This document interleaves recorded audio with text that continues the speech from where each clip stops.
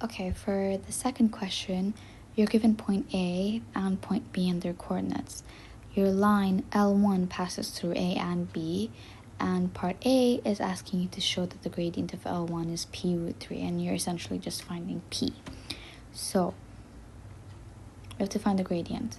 What I've already done is written down the coordinates and labeled them. That does help quite sometimes.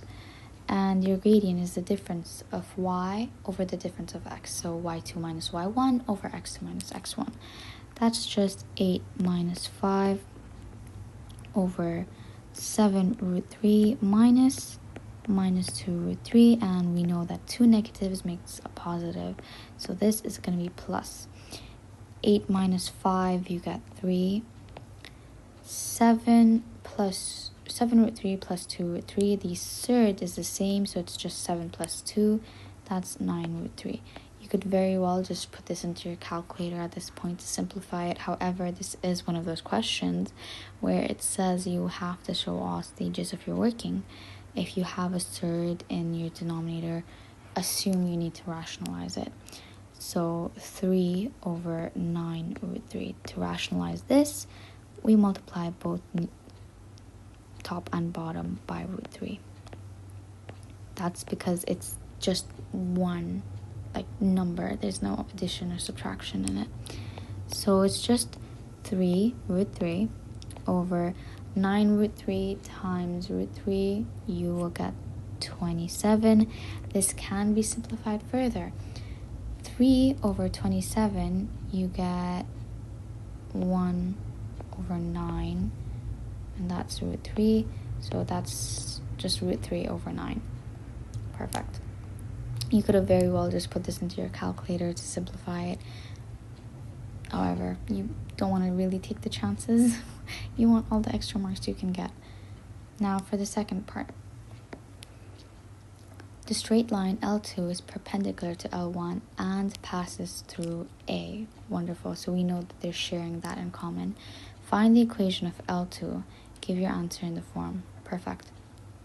Now, if this... That's a horrible line. If this was L1, this is A, and this is B, that means that this is L2 and is perpendicular. It's at 90 degrees. So, for the second part, we know that when two lines are perpendicular, M1 multiplied by M2 will be equal to minus 1. Both of the products of their gradient should be minus 1. So what we do, if our M1 is root 3 over 9, we really just have to do minus 1 over root 3 over 9. That's kind of not really necessary though. All you gotta think about is just switch the top and bottom. So 9 over root 3, and you switch the sign, so that's a minus.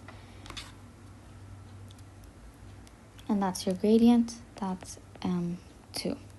And then you have to find the equation of the line.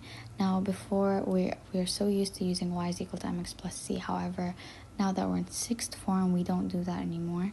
We have to use the formula y minus y1 is equal to mx minus x1. And you will find that it's actually almost easier to use these.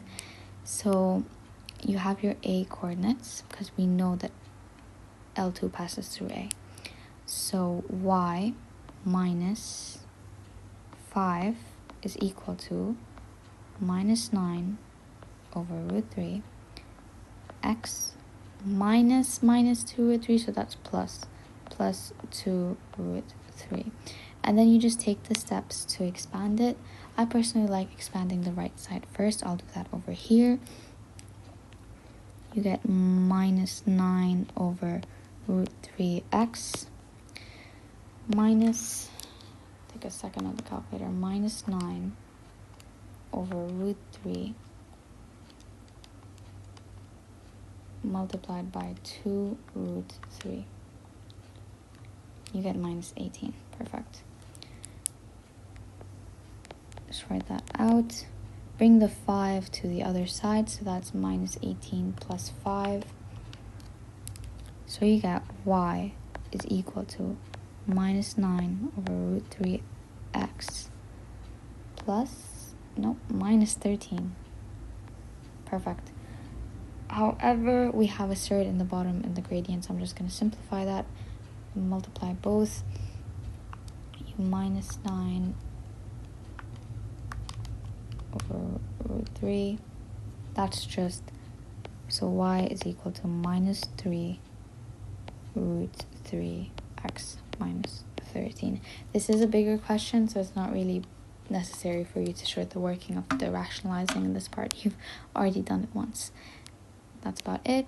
In this question, you would get marks for, first of all, the gradient. That's 1 mark. And then the final one for just having the final answer. It's just 2 marks. Yep, that's correct. In the second one, you would get marks for showing that you know how to take the negative reciprocal, knowing how to equate in the formula, and then, of course, your final answer.